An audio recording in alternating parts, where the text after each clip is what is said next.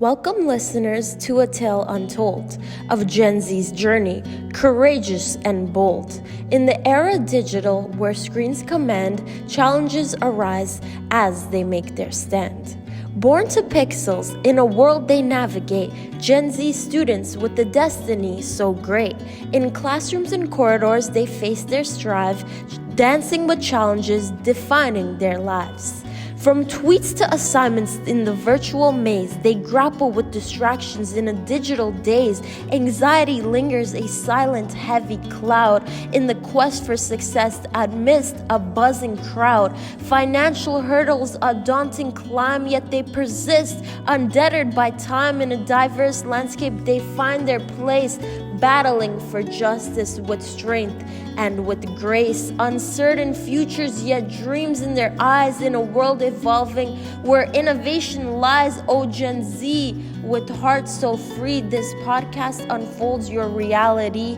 Join us as we dive, explore, and reflect on challenges faced, on the paths they select. In this rhyming realm, their stories unfold. Welcome, dear listeners, to the Gen Z Chronicles Stories Untold. Hello, everybody. My name is Fizza, and we are creating a podcast with OCAD U International called Gen Z Chronicles, Navigating Student Life. And now the rest of the team will introduce themselves. I'm Diego. I'm from Mexico. I'm studying architecture and anthropology. Oh, so excited to get started on this. Hi, I'm Lucy. I'm from the UK in England, and I'm studying broadcast journalism. Hello, I'm Gautam. I study industrial design. I live in Kerala, and I attend International Institute of Design in India. Hi, my name is Maria Eduarda. I study international relations here in Brazil. I study in the Universidade Federal do Rio de Janeiro, and I hope you have a blast of a time here in this podcast. Hey, my name is Kunal. I'm from India. I'm an international student over here at OCAD in the first year of my grad studies program called Digital Futures. Really excited to be here now. The topic for this week is studying and university life. So we are just gonna list some challenges that specifically Gen Z university students go through, and then we're gonna give you some tips and advice on managing all the academic stress and how to specifically deal with these challenges. High school didn't prepare me for university. Suddenly, I was having one class, and then now I'm in university. I don't know what to do, and nobody prepared me for this. Yeah, I agree with that. Like, it's hard to know what to do with your free time because you're at school from like 8 to 3, and then university, you only have one class a day because your assignments take so much longer, but they just kind of expect you to figure it out. For me, it's maintaining a kind of sense of self, like individuality, uniqueness when you're in. Let's say for me, I'm in a course of 250 of us all doing the exact same thing every day. It's like you said, it's like the pressure we have to stand out, as you were saying, but not only like in our classroom, like in general, in the future work environment that we are going to be in. Because today, having like a degree in something isn't like enough, and you will have like, I don't know, 20 courses and certificates and speak tons of languages and etc. etc. And it's still not enough for the work environment of today's world. And I think that's a very important change from our generation. I'd say my advice when thinking about navigating uni, and especially comparing yourself, is redefining what success means. Like, success isn't just a generalized thing where it's the same thing for every single person across every continent, across every country. What is success actually to me? So for me, I moved to a whole new city, a whole new town, and I know for some people I know they move to a whole new country for university. And so sometimes it seems like if you don't get the grade you want, everything else you've done has become worthless, and you kind of ignore the fact that you've moved to a new city, you've made so many new friends, you've had to learn things that you wouldn't have known before. And it's trying to distinguish that the grades are important, but they're not everything. And what's more important is the experiences you have and the things that you've been able to do in the past however many years of being at uni. For me, it has been the opposite. Opposite as to like what Lucy said. Grades were everything back when I was at school, but when I got into uni, nobody cared about grades anymore. For me, success is being the best you can, doing the best you can, and doing the best not for you, but for the world. For me personally, success would be like just to when you get out the university, you should have some place in the industry or in the job market or like whatever. But I just kind of place that goal in front of me and navigate and try to navigate my life through the university in that terms to gauge what kind of work should I do. Like I'm in the master's program and it's a very short program, like just 2 years. Build up your portfolio, build up your skills in just like very short amount of time and get out of the university and just like be there in the industry competing with a lot of similar skillful people becomes really hard to.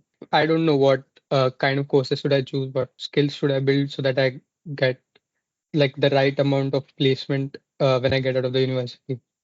I think something I just wanted to add about something kind of I wasn't really prepared for, when I think someone mentioned kind of what parents didn't prepare you for, was the difference in ages of people at uni. I'm 21 and my best friend is a 27-year-old who's engaged, which you have to understand, like in any other time that wouldn't have kind of been socially endorsed. It wouldn't have been very accepted and it might have seemed a bit weird, because you can learn a lot from people like a lot older than you. Like I realize how silly some of my problems feel when there's like a 27-year-old telling me I'm being ridiculous. So it's kind of getting over that first step. Like going to uni, especially the first year, is so hard. Like especially for me, I was from like a really small village where like everyone knew everyone. And constantly on my course, I'm always meeting new people, which like 5 years ago would have terrified me. But now it's kind of an everyday thing, which I actually find quite a bit of enjoyment from. Yeah, I agree with like everything. I think clearly we're all from like different countries, but we've all struggled in similar and different ways about just entering university and like keeping our identities or just discovering who we are and what we want to do.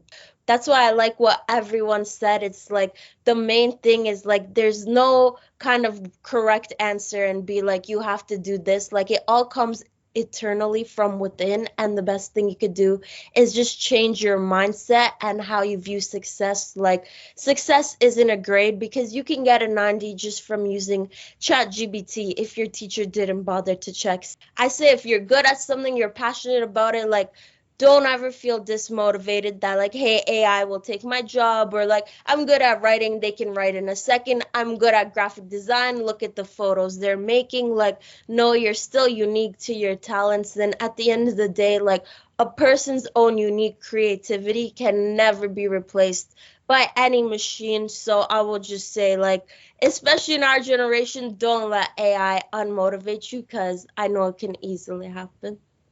Just a little advice, very personal advice, but I think, I mean, it has worked amazingly for me and for many people. So I just want to give it, if anyone that's hearing us is just starting university, understand that most probably the people that you're going to start with are not going to be with you at the end, honestly. So, I mean, I'm talking about many people, for example, change degrees at the middle of their I don't know, studies. Many people just got moved to another city, etc., etc. And even if they don't drop out or anything like that, most probably you're gonna make new friends that wanna be most compatible with you. All right. When you start, you're just like trying to talk with everybody. You're just trying to like fit in, but most probably you're not. Your first year is gonna be kind of hard, because especially because of that. I mean, all your life you have been with peers like that are almost like copies of you. But in university, you start to engage in completely different scenarios. For example, when I started university, because of some random things in my life, I start very early on. I start with 15 years old or 16, I don't remember very well. And like the average of the people that I was in that at that time with is like 21. So I try and I try, but I didn't fit in. And it's not because I'm bad, or it's not that they are bad people and they don't like me or anything like that. It's just that we don't fit in. So you just have to like keep going, keep showing up every day, and that's it. You're honestly gonna find someone that, I don't know, probably is gonna be the love of your life or your next, I don't know, business partner or something like that. Just keep showing up, quit or anything like that. But I think one of the upsides of what Diego was talking about is that when I was at school, everyone sort of expected to know the same sort of things, right? But when you go to college, you get an opportunity to specialize in different things. So in my university, for example, if you want a graphic design project done, there are graphic design students. If you want to do this one particular thing in Adobe Premiere, there is a Adobe Premiere guy in the university. If you want something done in Blender, you go to the Blender guy. It's very simple, right? So there's a lot more opportunity to collaborate and a lot more opportunity to specialize yourself, more opportunity to make meaningful connections with other people. Well, another thing about making connection is don't just search connections in your graduation. I'm studying international relations, I'm just gonna make friends in international relations. Don't do this. My best friends here, the ones that help me most, are from the economic graduations. You can go to other students that doesn't mean they are the same graduation as yours and make friends, connections. Yeah, I was just going to follow up on the two things that have been spoken about. So the first thing was about ChatGPT and AI and stuff. So I will say ChatGPT is amazing. It is incredible and it helps so many people. The kind of craze and the panic and the fear that is going on with it at the moment was exactly how everyone responded. In calculators first became a thing, everyone was in hysterics thinking that it was like the end of the world and no one was going to be able to think for themselves. But I think the thing with AI is it can be a trigger for like your own creativity. So for me, if I need to come up with I think I'm a very creative person, but sometimes I really struggle in taking that first step in coming up with the initial idea. So I think my advice with AI is just to use it wisely and responsibly. So I would never advise to cheat with it, but if you need it for some sort of ideas of stuff that you could do or stuff that you could talk about, then I think it's great. And the second thing I wanted to follow up on was just when Diego said that the people that you meet in first year, you probably won't be friends with last year. That is exactly it for me. I felt like the people I met in first year, especially the people that you might go into accommodation with and living with, I thought, okay, these are going to be my people the whole through uni. And that just isn't the case. And I would advise, even if you are friends with those people till the end, at least branch out, because you think that you're in uni for however many years. And the friend I mentioned before, who's 27, they're like one of my favorite people. And I've been in uni 3 years now, and I only met them just before Christmas of 2023. So things fluctuate so much. And I think I can imagine a lot of us face this problem with just wanting to be people pleasers and wanting everybody to like you, because we've got that built-in fear of if someone doesn't like us, it's the end of the world. And I think something that I realized is that not everyone's going to like you, because if you think about it, do you like every single person you have ever met in your whole life? You don't. And there's just reasons Gotham and Diego both said, sometimes you just don't fit with people, and that's fine. That doesn't make you or them a bad person. And I think, especially for me, I think it's when I was in the first year of uni, there was someone who acted and spoke in a way that I really bugged me, and I just didn't really like their views. And then I found out that they didn't really like me either. And I focused on that pure bit. And when I sat and thought about it, I was like, well, why would I want someone who's disrespectful of women liking me anyway? Is that someone that I want to be associated with or correlated with in any way? And I think it's kind of learning that one person not liking you doesn't mean no one in the world is going to like you. There's going to be so many people in the world who aren't going to like you. They're going to absolutely adore you for who you are and your values and everything about you. And I think, especially in uni, quality is better than quantity, and that's in relation to friends and in relation to academics. I think it's always best to have, even if it's 3 people who absolutely love the bones off of you, rather than 30 people who only like you at certain points. Yeah, agreeing to what everything has been said, I found it interesting how you guys said that the people who were with you in the first year were not with you at the end. For me, it was kind of the opposite.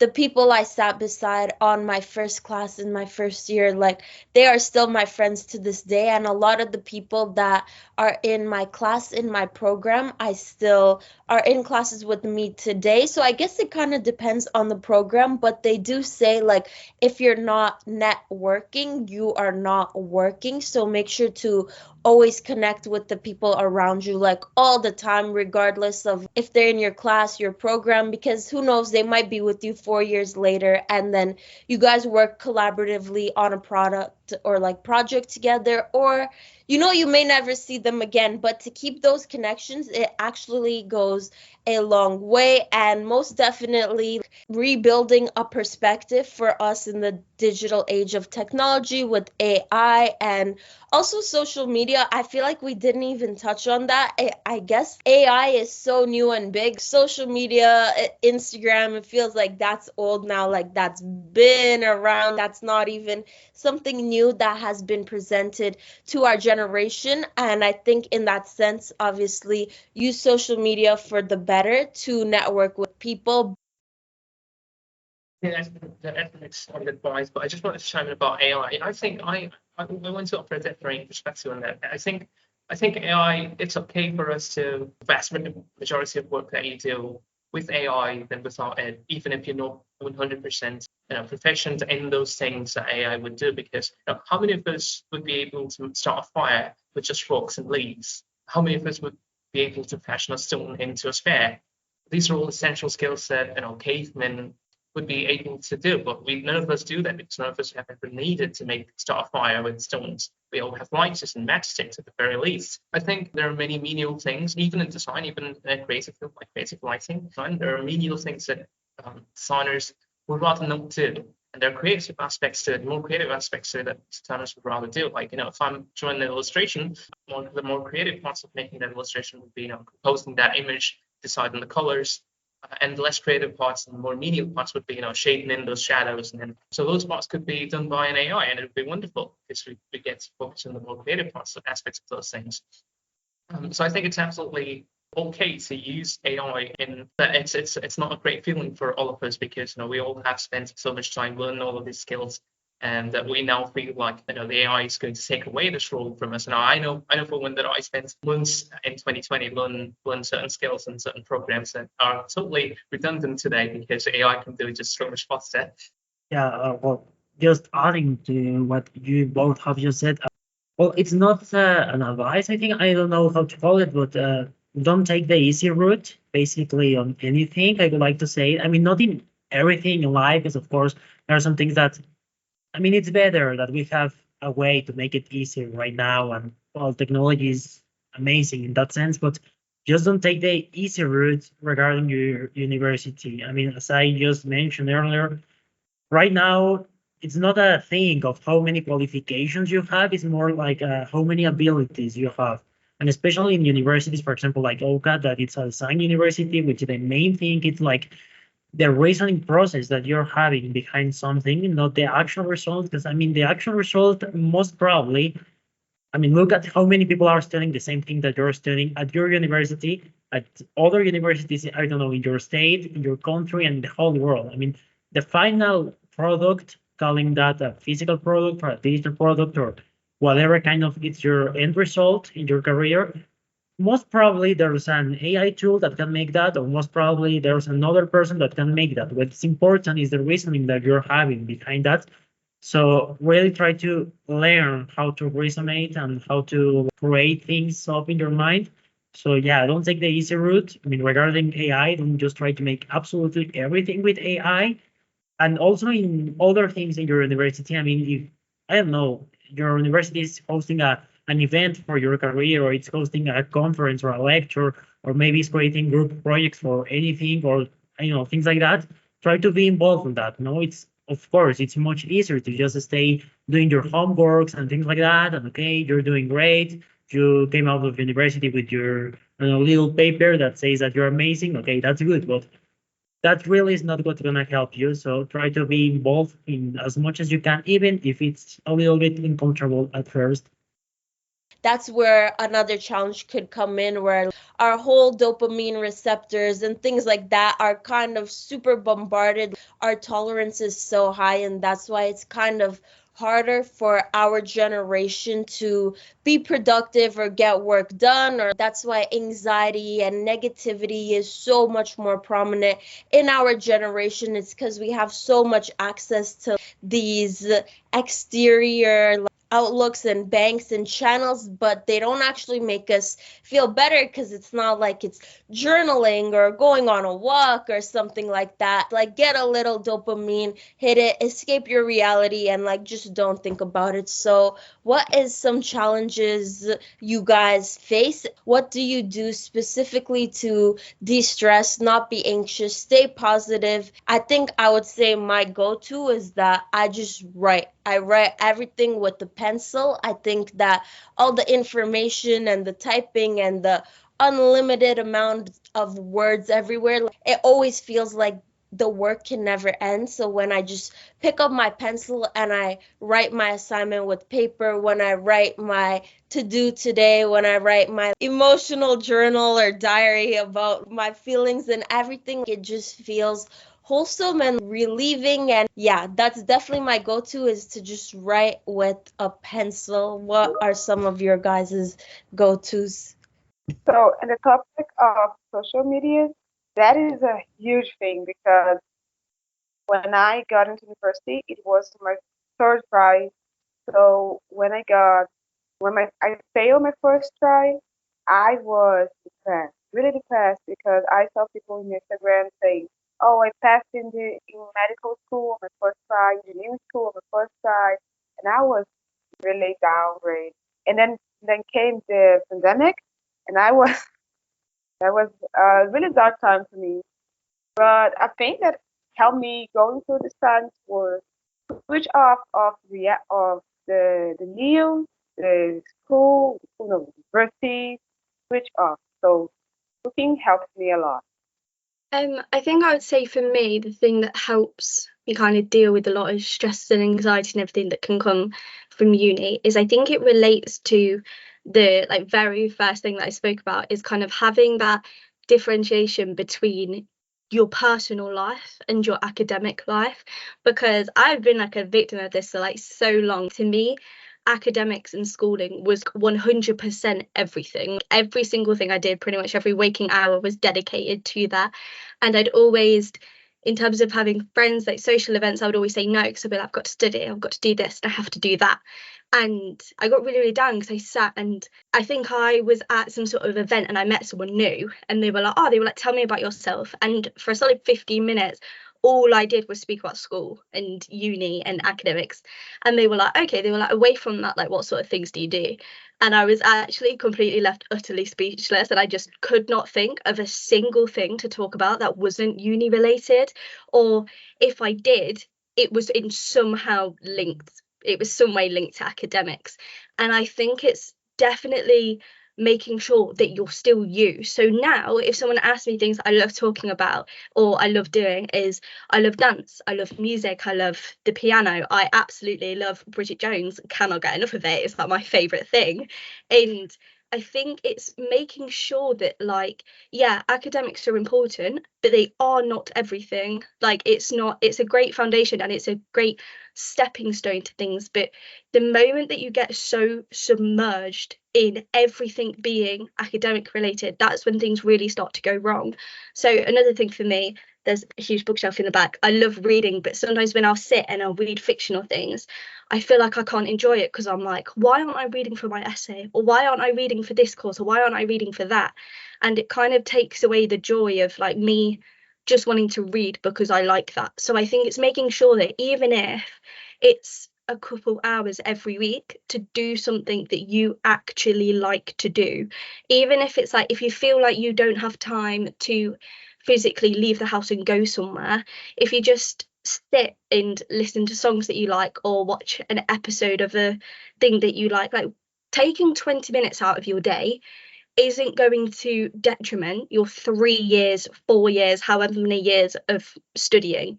And I think when we're in uni, they always say, like, when there's like Christmas holidays or any sort of academic holidays, they're like, have a nice break, but we're going to give you all of this work to do. So it's like, okay, what break? Because I've spent my whole entire break doing the work you've assigned. And I think they're so quick to kind of have this phrase of make sure you look after yourself, make sure you have a break, but they never give you an opportunity to do that. So it is 100% on you to make sure that you take that break if you need it. And even if you need to miss a class, like I don't think literally in the past 10 years I've ever missed a class ever. And there was a couple of weeks ago I was feeling so overwhelmed and so stressed, and I emailed my lecturer and I said, I don't think I'm going to come in tomorrow, like I'm not ill, but I just think like I just need to take one day away. And I was so panicked thinking it was going to be the absolute end of the world, and it was the one thing I needed. I just needed that day to kind of not do anything work related and to just spend time doing things that I enjoy.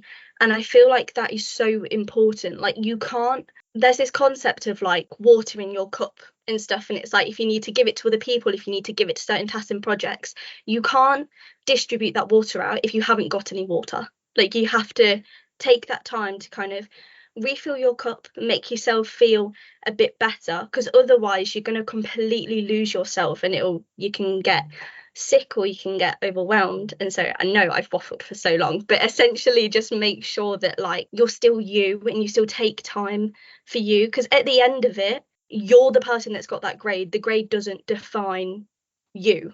And the better that you are within yourself and mentally, the better you're going to be able to work more efficiently and take that time to make sure you've got that energy and that you're not going to burn yourself out, essentially.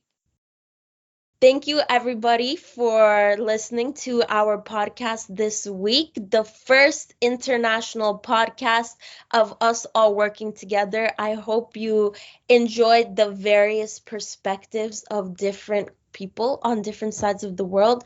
We will now just leave you with some final piece of advice, and then we'll see you next month. I guess my main thing I would say is maybe just choose one thing or multiple things, one or more. I would say kind of like old-fashioned hobby or habit, like anything that's not on your phone or your laptop or a TV or driving a car, like just some, even walking, or like sculpting something, making something, like seeing the beauty, watching nature, painting a sunset. There's a million billion things that you love and enjoy and probably are so passionate about and would make you so happy, but you just have not even discovered it yet because you spend so much time on your phone distracting yourself rather than just trying new hobbies. Where like I know personally COVID, like I saw my brother try to grow plants. He couldn't because he was bad at it, and I just wanted to show him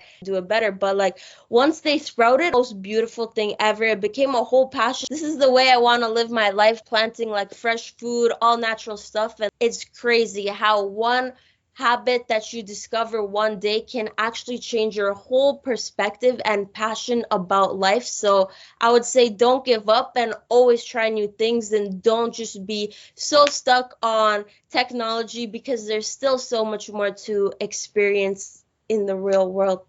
Thank you for listening and everything. I would say, to summarize my massive amounts of waffling, is I would say you can't pour from an empty cup. You have to make sure that you're still looking after yourself. Like at the core of everything, you are the most important.